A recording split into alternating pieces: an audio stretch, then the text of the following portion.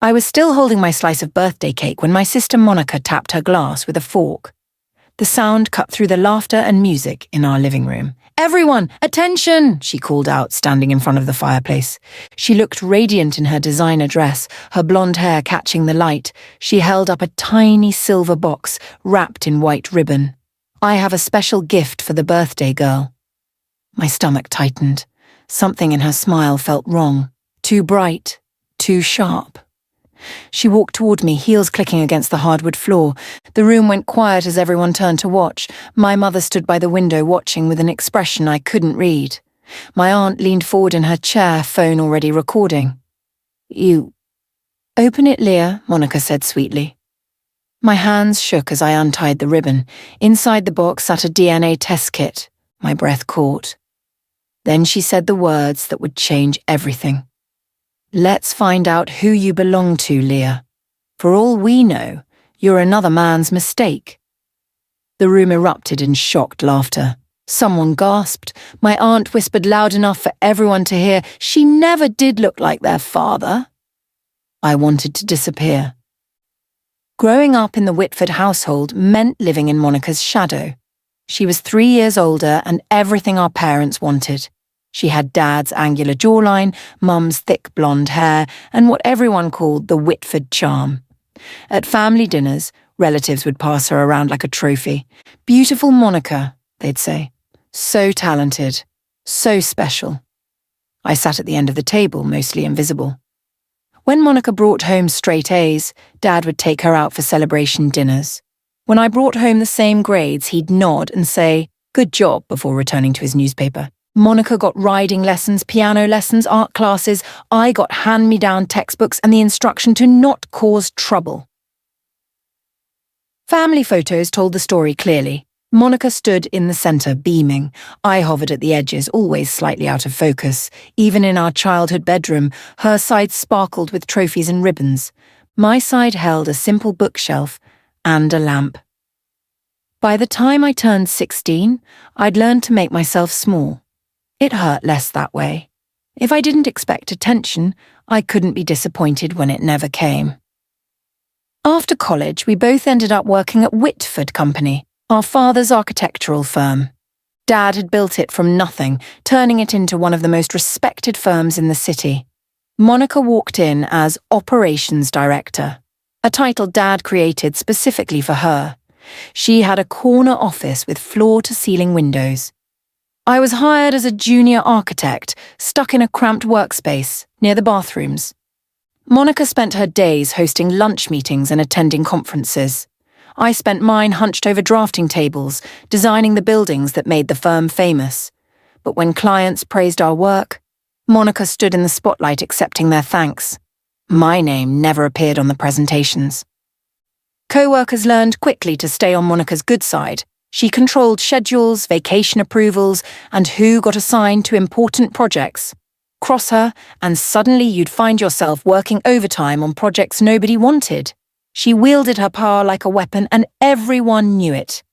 I kept my head down and did my work. It was easier than fighting. Everything shifted 3 years ago when Dad died suddenly. Heart attack at his desk, surrounded by blueprints. The funeral was huge, filled with clients and colleagues. Monica cried beautifully, dabbing her eyes with a handkerchief while people comforted her. I stood alone by the grave, numb. The will reading came 2 weeks later. I sat in the lawyer's office expecting nothing, and somehow still ended up disappointed. Monica inherited the family house and controlling shares of the company. 51%, enough to make every major decision. I got Dad's old drafting tools and some photo albums. Sentimental items, the lawyer called them. Monica immediately moved into Dad's office. She changed the locks, redecorated, and hung her name on the door. At board meetings, she sat at the head of the table where Dad used to sit. She made decisions without consulting anyone, cutting budgets and shifting projects based on whims rather than strategy.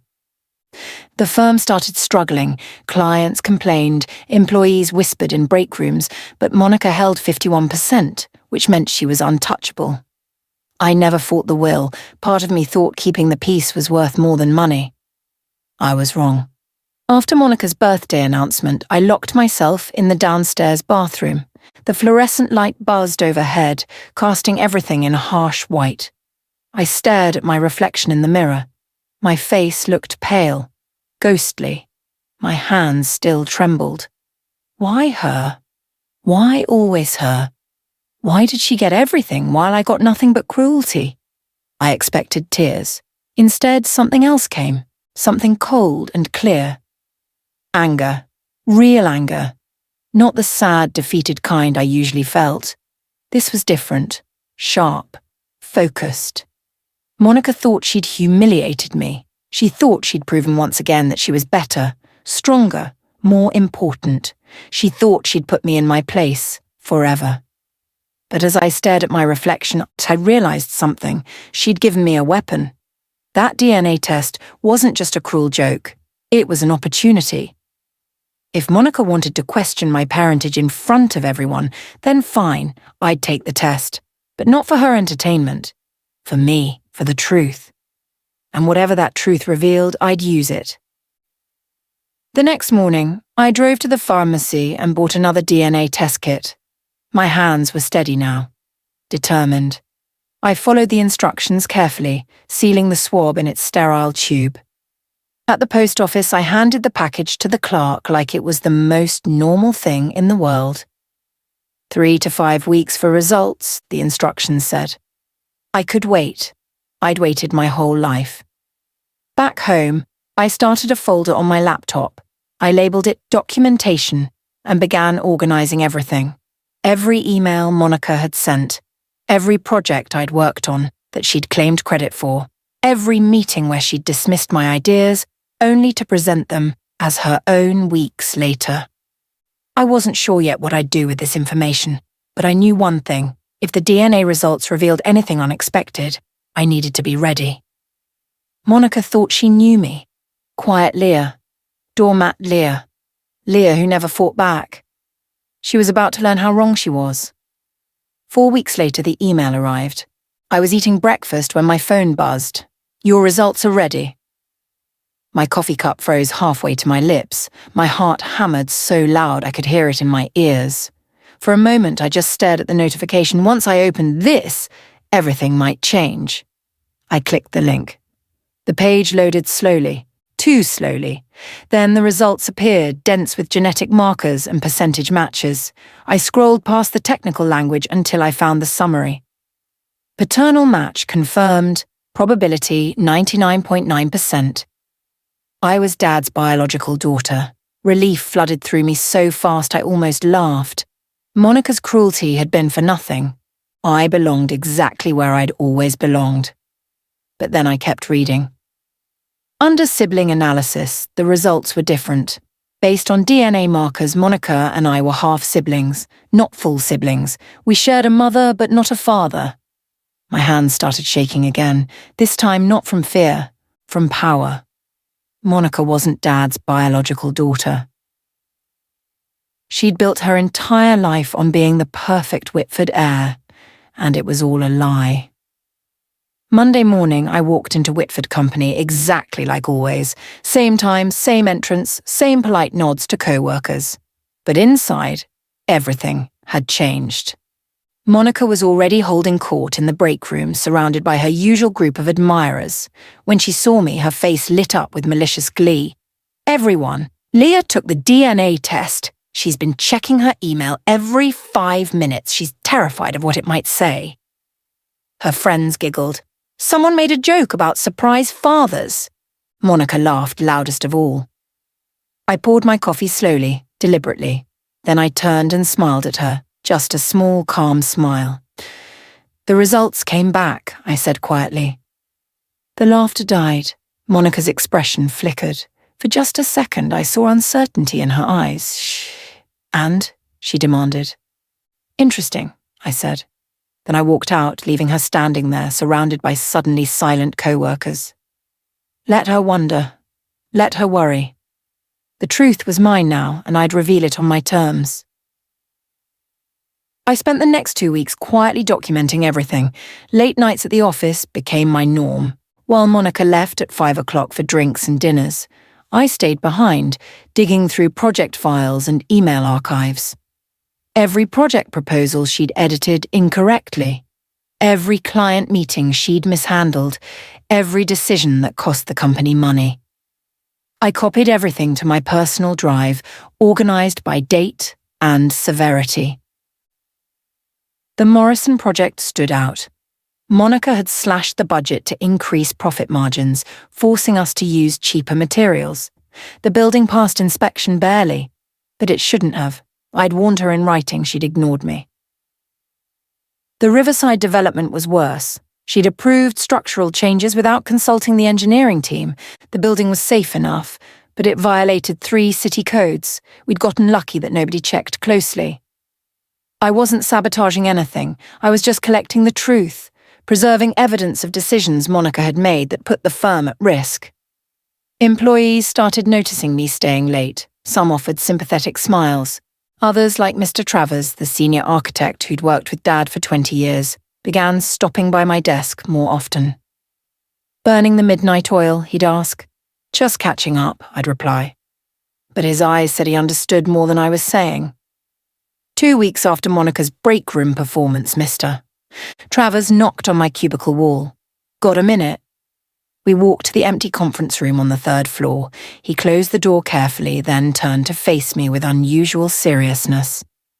"I've worked here since before you were born," he said. "I watched your father build this firm from nothing. And I watched Monica drive it toward the ground over the past 3 years." I stayed quiet, letting him talk. "You deserve better than how she treats you, Leah. Better than how everyone treats you," he paused. "I'm not the only one who thinks so. There are at least 6 employees who've come to me privately with concerns about Monica's leadership. They're afraid to speak up because she controls everything. But if someone were to present a case to the board..." He let the sentence hang.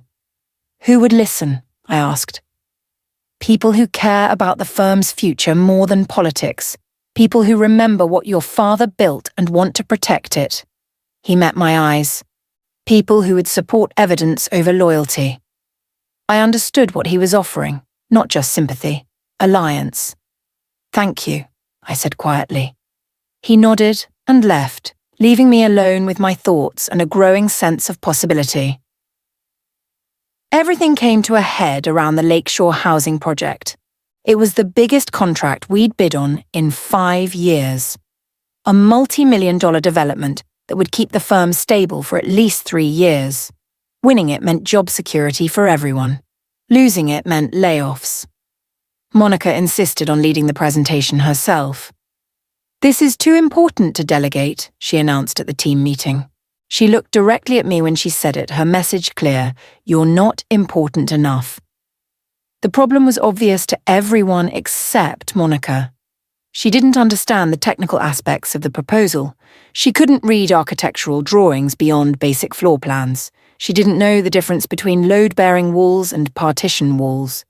But she had confidence, which she apparently thought was enough. During prep meetings, I watched her fumble through explanations. When engineers asked questions, she'd deflect or change the subject. When Mr. Travers tried to suggest she let someone more familiar with the technical details co-present, she shut him down immediately.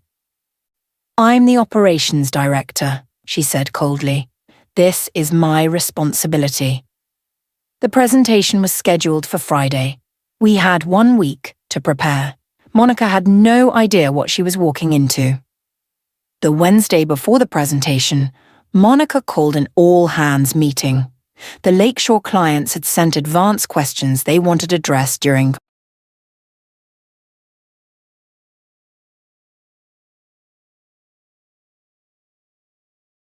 our pitch. Monica stood at the front of the conference room, reading through them with increasing tension in her jaw. "Question 3, she said. "They want to know about the structural integration between the residential towers and the commercial plaza." She looked up. "That's simple enough. The towers sit on the plaza foundation." Every architect in the room tensed. That was completely wrong. Mr. Travers cleared his throat. "Actually, they're separate structures with expansion joints to prevent—" "I know what I'm talking about," Monica snapped. She turned to the client liaison. Make a note. The towers integrate directly with the plaza foundation for maximum stability. The liaison glanced at me nervously. I could see her thinking, should I correct this? Monica noticed. Is there a problem? No, ma'am, the liaison said quietly, writing down Monica's incorrect answer. After the meeting, I approached Monica privately. The client's question was about structural separation, not integration. They specifically mentioned seismic concerns. We need to... Don't embarrass yourself, Leah, Monica interrupted. I've got this handled. I nodded slowly and walked away. But I made sure to document our conversation in an email to myself, time-stamped and detailed. Thursday night, I stayed until past midnight. The office was empty, except for the cleaning crew. I printed every relevant document: project timelines, budget reports, technical specifications, and email chains showing Monica's corrections to my work that introduced errors rather than fixing them. The Morrison project audit report was particularly damning. An independent reviewer had noted several questionable material choices that appeared cost-motivated rather than quality-motivated. Monica had buried the report in a forgotten folder. I made 3 copies. The Riverside development file revealed even more. Monica had overridden safety recommendations from our structural engineer.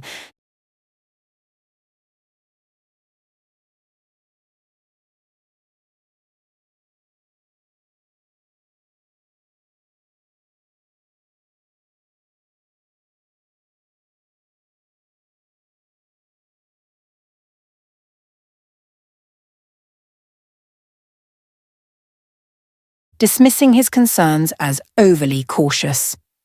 The engineer had documented his objections. Monica had responded by threatening to remove him from the project. I organized everything chronologically in a binder with color-coded tabs. Professional, thorough, impossible to dismiss as emotional or petty. Around 11 o'clock I heard footsteps. My heart jumped, but it was just Mr. Travers returning from a late client dinner. He paused at my cubicle, taking in the papers spread across my desk. Building a case? He asked quietly. Just organizing files, I said.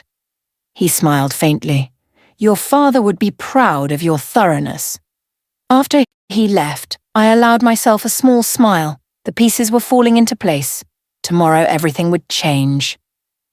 Friday morning started normally enough. I arrived early, reviewed my notes one final time, and prepared backup files on a USB drive. The Lakeshore presentation was scheduled for 2 o'clock. At 11, my phone buzzed with a new email. The sender was Monica's personal account, but I was CC'd accidentally along with her friend from college. The subject line read, Today's pitch. I almost deleted it unread, then something made me open it. The message was short. If this pitch tanks, I'll pin it on Leah. Easy. She did most of the technical work anyway, so everyone will believe she screwed up. I'll be fine either way. I read it 3 times. My hands stayed perfectly steady. She'd put it in writing. Her plan to sabotage me was now documented, dated, time-stamped, undeniable. I forwarded the email to my personal account and saved screenshots. Then I printed a copy and added it to my binder. At noon, I went to HR. I asked for a brief meeting about workplace concerns. The HR director, Miss Patterson, seemed surprised to see me. Is everything all right, Leah? I have some concerns about project management and accountability, I said calmly. Nothing urgent, but I wanted to document them appropriately. She agreed to review my materials after the Lakeshore presentation. Perfect timing. The Lakeshore clients arrived at 1:30. 3 executives in expensive suits, carrying tablets and leather portfolios. They looked serious, professional, and completely unimpressed by Monica's attempts at small talk. We gathered in the main conference room. Monica stood at the front, projector remote in hand. I sat in the back corner with the technical team, laptop open in case anyone needed detailed specifications. Monica began confidently. She clicked through slides about our firm's history, past projects, and general philosophy. The clients nodded politely, but looked bored. They'd seen this information already in our proposal. Then she reached the technical section. Her confidence wavered slightly as she clicked to a slide showing the structural layout. As you can see, the residential towers integrate seamlessly with the commercial plaza, creating a unified foundation that maximizes stability. The lead client frowned. Actually, our seismic engineer specifically flagged foundation integration as a concern. We understood your design included expansion joints and isolated footings. Monica blinked. Well, yes, of course, that's what I meant. The integration includes appropriate separation. The client's frown deepened. Another client jumped in. Can you explain the load distribution between structures during a seismic event? Monica's face went blank. The load distributes appropriately through the foundation system. Silence. The clients looked at each other. One made a note on his tablet. Perhaps someone from your technical team could clarify, the lead client suggested. Monica's smile looked painful. Of course, Leah handled the structural specifications. Every head in the room turned toward me. I stood up slowly, collecting my laptop. As I walked to the front, I could feel Monica's panic radiating off her like heat. She stepped aside, surrendering the remote without meeting my eyes. I plugged in my laptop and brought up the technical drawings.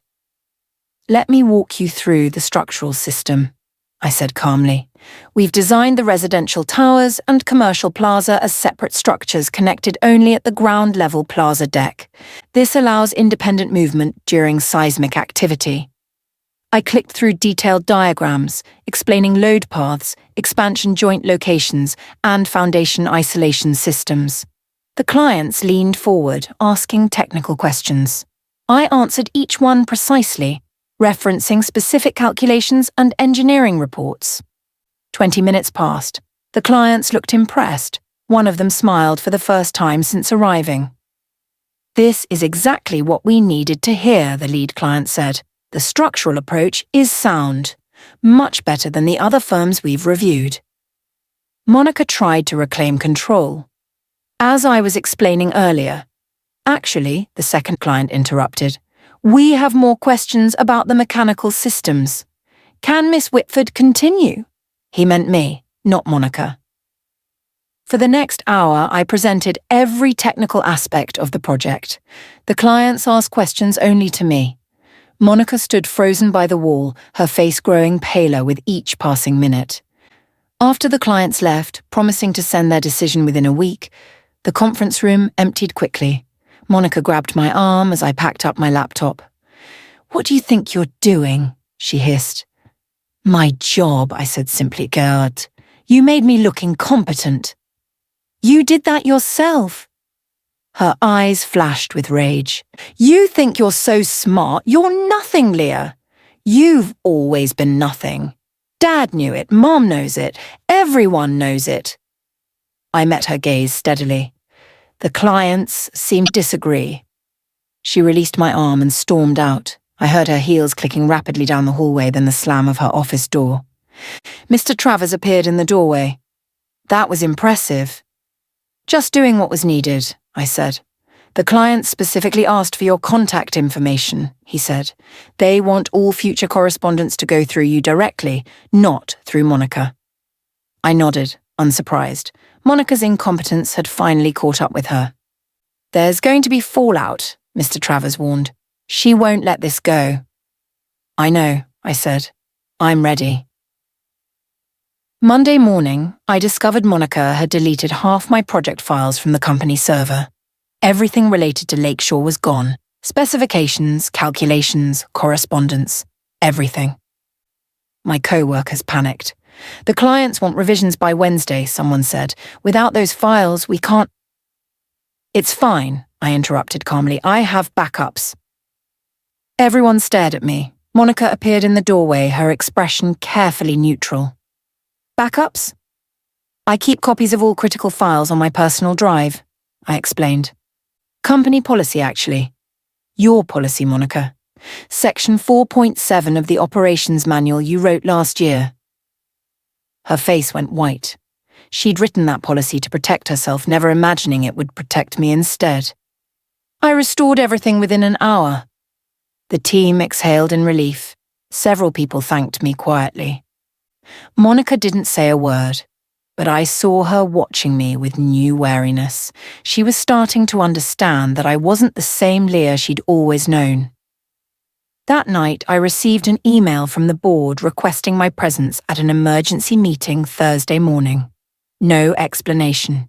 Just, "Your attendance is mandatory." I replied, confirming I'd be there. Then I added one final document to my evidence binder. Thursday morning arrived cold and grey. I dressed carefully in my best professional suit, pulled my hair back neatly and drove to the office an hour early. The board meeting was scheduled for 9 o'clock. At 8:30, Monica's car screeched into the parking lot. She practically ran inside, heels clicking urgently against the pavement. I followed at my normal pace, calm, prepared. The boardroom was on the executive floor, 8 chairs around a mahogany table. 5 board members were already seated. Mr. Travers, Miss Patterson from HR, our chief financial officer, and 2 outside investors who held minority shares.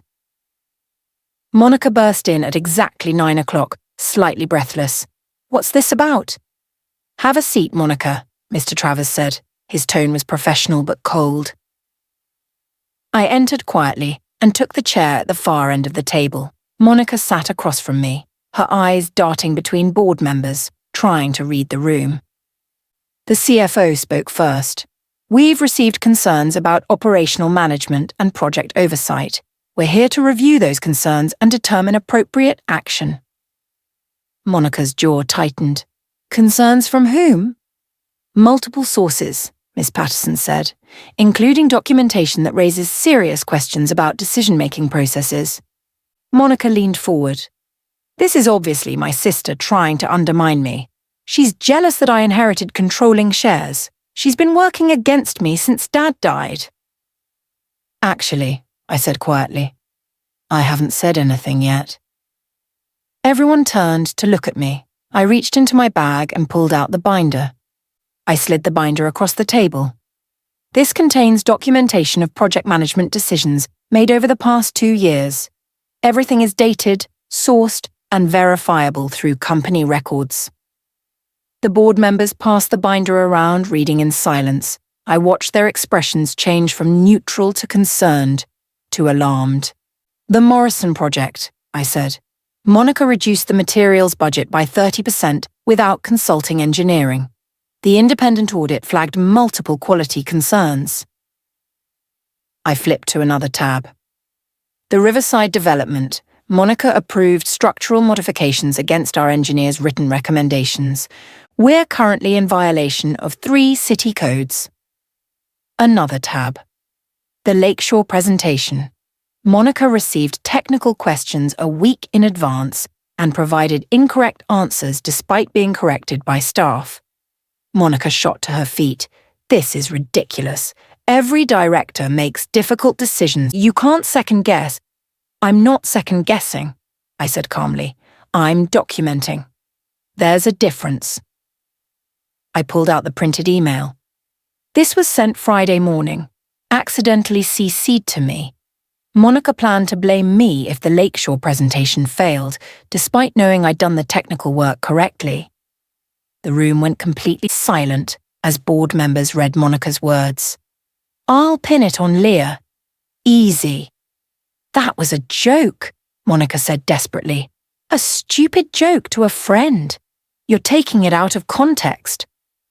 "The context is a pattern," Mr. Travers said quietly. "A pattern of mismanagement, deflection, and failure to take responsibility." The CFO cleared his throat. "There's also the matter of the Lakeshore clients specifically requesting all future contact go through Leah, not through our operations director. That's unprecedented." Monica's face had gone from pale to red. "You can't do this. I have controlling shares. I own this company."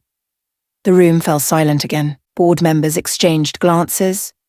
This was the moment. I reached into my bag and pulled out a sealed envelope. "About that," I said softly. I placed the envelope on the table. These are DNA test results. Monica gave me a DNA test as a birthday gift, making a joke about me being another man's mistake. Monica's eyes widened. She suddenly looked terrified. I took the test, I continued. The results confirm that I am Dad's biological daughter. 99.9% certainty. Relief flickered across Monica's face. She thought she was safe. However, I said, the results also indicate that Monica and I are half-siblings. We share a mother, but not a father. The colour drained from Monica's face completely. She opened her mouth, but no sound came out. Mr. Travers leaned back in his chair, his expression unreadable. The CFO began flipping frantically through papers. Miss Patterson's eyes went wide. I don't know what this means for the company, I said. I'm not a lawyer. But Dad's will specified that controlling shares would go to his biological children. The lawyers should probably review whether Monica's inheritance was valid. The room erupted. Board members talked over each other. Monica sat frozen, her hands gripping the table edge so hard, her knuckles turned white. This is a lie, she whispered. You faked this somehow, you. The results are from a certified laboratory, I said. They're happy to verify authenticity. I also have my own DNA sample stored if anyone wants independent confirmation. Mr. Travers stood up. I think we need to adjourn and consult with legal counsel immediately. Everyone agreed. The meeting dissolved into chaos. Monica sat motionless as people filed out until only she and I remained. She looked at me across the empty table. For the first time in my life, I saw my sister without her armor. No confidence, no superiority, just fear. You planned this, she said hoarsely. From the birthday party. You planned all of this. No, I said honestly. You planned this, Monica. You gave me the DNA test. You deleted my files. You sent that email. You made every choice that led us here. I'm your sister, she whispered. Half-sister, I corrected gently. And you've spent our entire lives making sure I knew I wasn't good enough to be your equal. You got what you wanted. I'm not your equal. I stood up, gathering my papers. I'm better than you. I always was. You just had everyone fooled. I walked toward the door, then paused. The irony is I never wanted your position, Monica. I just wanted respect. You could have given me that for free. Instead, you gave me a reason to take everything. I left her sitting alone in the boardroom, surrounded by empty chairs and shattered illusions. The legal review took 2 weeks. The lawyers examined Dad's will, the DNA results, and company bylaws. The conclusion was clear. Dad's will specified inheritance for my biological children. Monica didn't qualify. The board voted unanimously to transfer controlling shares according to Dad's actual intent. Monica's 51% became 0. My sentimental items became controlling ownership of Whitford Company. Monica was offered a choice, resign with severance or be terminated for mismanagement. She chose resignation. Her lawyer negotiated a confidentiality agreement. The DNA results would remain private. Only the board knew the truth. She cleaned out her office on a Wednesday afternoon. I watched from my cubicle as she carried boxes to her car, making multiple trips. Nobody helped her. She'd built her empire on fear, and now that fear had evaporated. She was just another former employee. She saw me watching through the window. For a moment we locked eyes. I didn't smile or gloat. I just looked at her steadily, letting her see that I wasn't angry anymore. I wasn't hurt. I was just done. She looked away first. The board offered me Monica's position, but I declined. I'm not interested in operations, I told them. I'm an architect. That's what I'm good at. Instead, they created a new position, head of design development. I'd oversee all technical aspects of projects while someone else handled administrative duties.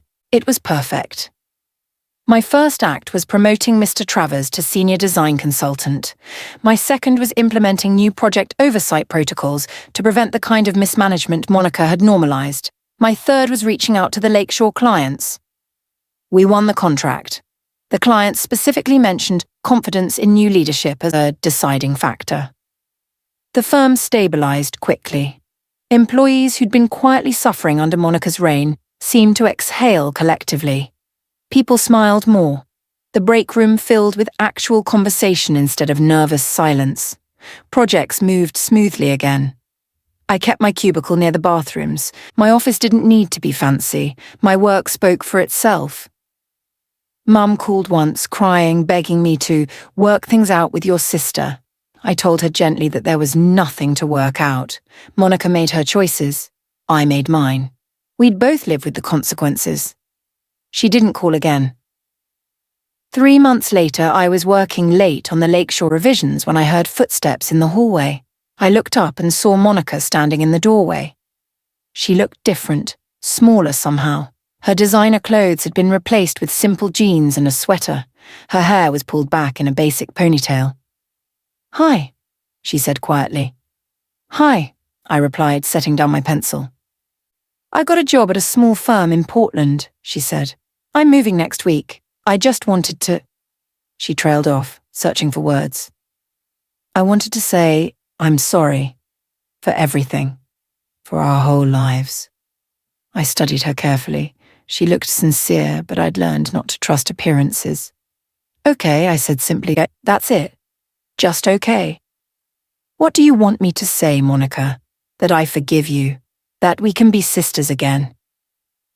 I shook my head. "You spent 30 years making sure I knew I was less than you. You humiliated me, undermined me, and tried to destroy me. I don't hate you, but I don't forgive you either." She nodded slowly, tears forming in her eyes. "I understand." She turned to leave, then paused. "For what it's worth, I do actually regret it. All of it. You were always better than me. I knew it. That's why I worked so hard to keep you down." Then she left. I heard her footsteps fade down the hallway, then the distant sound of the elevator. I turned back to my drawings. After a moment, I realized I felt nothing. No satisfaction, no anger, no sadness. Just peace. I'd finally learned the truth Monica never understood. Your worth isn't determined by someone else's opinion. It never was. I was exactly who I'd always been. Competent, skilled, valuable. The difference was now I knew it, and nobody could ever take that from me again.